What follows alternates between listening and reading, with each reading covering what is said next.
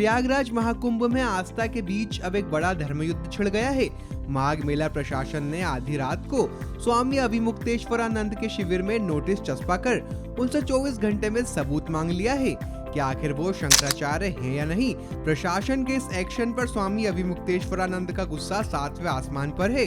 उन्होंने सीधे सत्ता को चुनौती देते हुए पूछा है कि क्या उत्तर प्रदेश के मुख्यमंत्री तय करेंगे कि धर्म की गद्दी पर कौन बैठेगा और कौन शंकराचार्य कहलाएगा।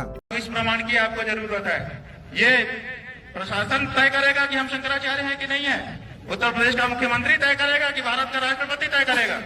भारत के राष्ट्रपति को भी अधिकार नहीं है कि वो तय करे कि कौन शंकराचार्य है। शंकराचार्य का निर्णय शंकराचार्य करते हैं और हम निर्णित हैं। पुरी के शंकराचार्य जी ने हमारे बारे में कुछ नहीं कहा है।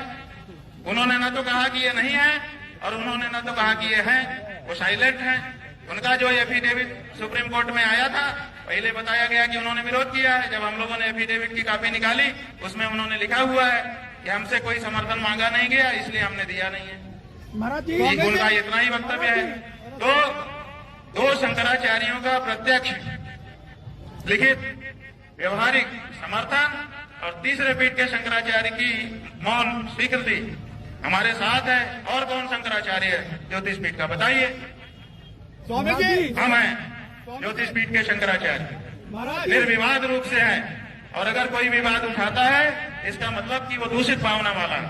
और अगर जो अपने आप को कहता है कि मैं ज्योतिष पीठ का शंकराचार्य हूँ, वो आकर के बात करे। विवाद इसलिए भी गहरा गया है क्योंकि खुद सरकार ने महाकुंभ स्मारिका में स्वामी अभिमुक्तेश्वरानंद की फोटो शंकराचार्य के तौर पर छापी थी, लेकिन अब अचानक प्रशासन को उनकी पदवी पर शक हो रहा है।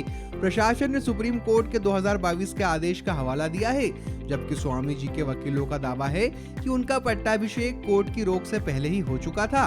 बहरहाल आधी रात की इस कार्रवाई को संत समाज सुप्रीम कोर्ट की अवमानना बता रहा है और अब आर पार की लड़ाई के संकेत मिल रहे हैं।